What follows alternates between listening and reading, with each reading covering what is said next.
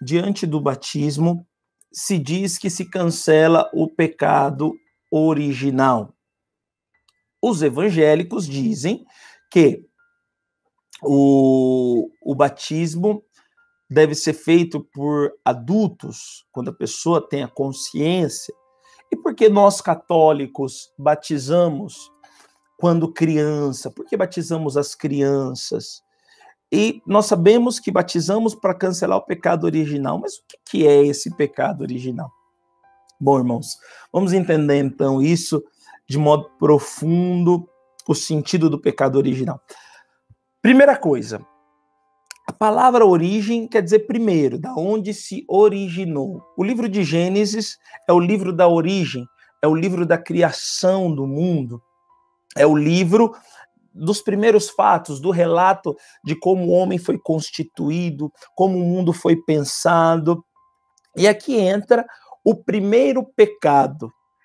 O pecado original. Por isso que chama pecado original, porque é o primeiro pecado da humanidade. Ok? E aqui nós devemos tomar consciência de uma coisa, irmãos. Que por que esse pecado chama original? É simples. Ele chama pecado original porque, como eu já falei, ele origina dos primeiros homens da terra, que são a cabeça da humanidade. Adão e Eva são a cabeça da humanidade. São a cabeça de todo ser humano. E aqui é importante termos a consciência que o pecado, ele tem um aspecto social. Ou seja, tudo aquilo que foi cometido pelos nossos primeiros pais, né, pelos cabeças da nação humana, Adão e Eva, nós sofremos as consequências até o dia de hoje. E também os pecados cometidos por nós, aquilo que nós cometemos como pecado, também, irmãos, ele tem influência na vida de outros. E é por isso que Deus, ele cancela os nossos pecados quando nós confessamos, né, depois de sermos um dia batizados, mas a pena do pecado, ela continua.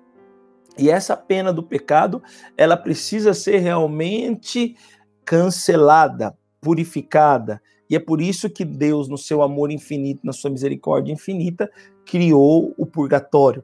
Porque o purgatório é esse fogo misericordioso de Deus que purifica, que nos faz pagar as consequências desses pecados que nós cometemos depois do batismo. Agora, gostaria de entrar profundamente no porquê nós batizamos as crianças.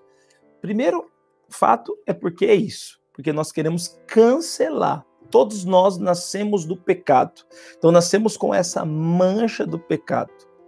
Então, quando nós nascemos com essa mancha do pecado, nós somos criaturas passíveis à morte.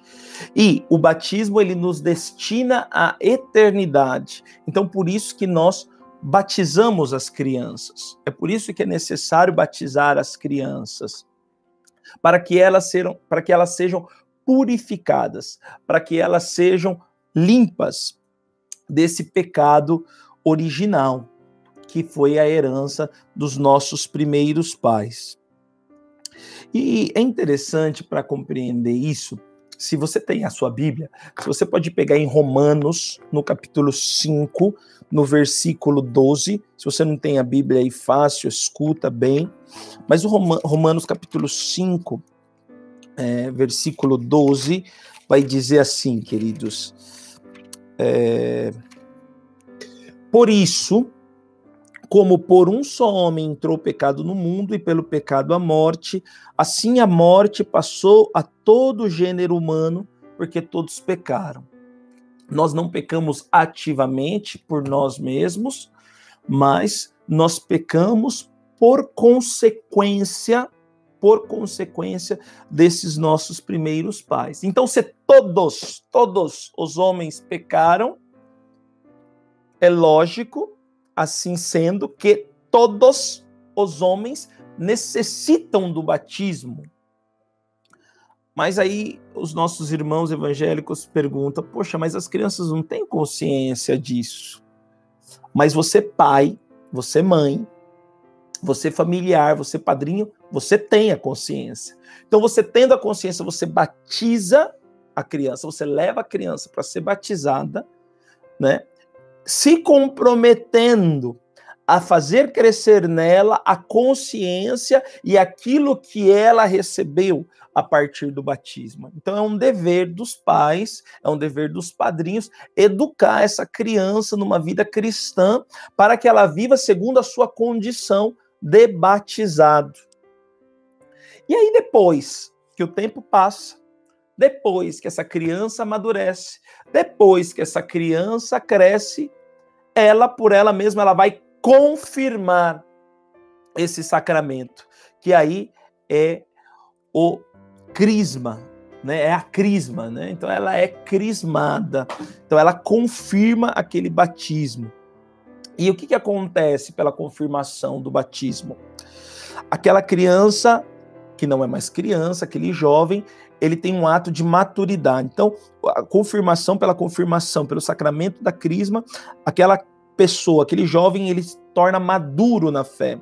Ele assume de forma mais consciente a sua fé e o compromisso de viver segundo a graça de Deus. E depois também com a crisma, eu não gostaria de abrir muito o leque, porque daria para aprofundar muita coisa, mas através da crisma, você assume a vida cristã, você assume a sua missionaridade, você se torna uma testemunha viva e eficaz da graça de Deus. Infelizmente, muitas vezes não é isso que acontece, né, irmãos?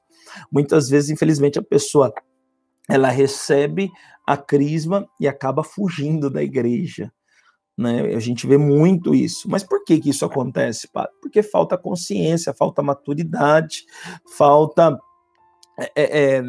absorver bem essa formação, esse que é o caráter da crisma, né? Que é assumir, eu quero assumir a minha vida cristã, eu quero assumir a minha vida cristã, sou responsável. Até então, minha mãe, meu pai, meus padrinhos, meus amigos, aqueles me apresentaram a fé, agora eu confirmo essa fé e eu também quero ser um agente ativo e quero também apresentar a outros essa fé, porque eu tenho consciência daquilo que um dia eu recebi, mas infelizmente, muitas vezes as pessoas fazem por um fator social.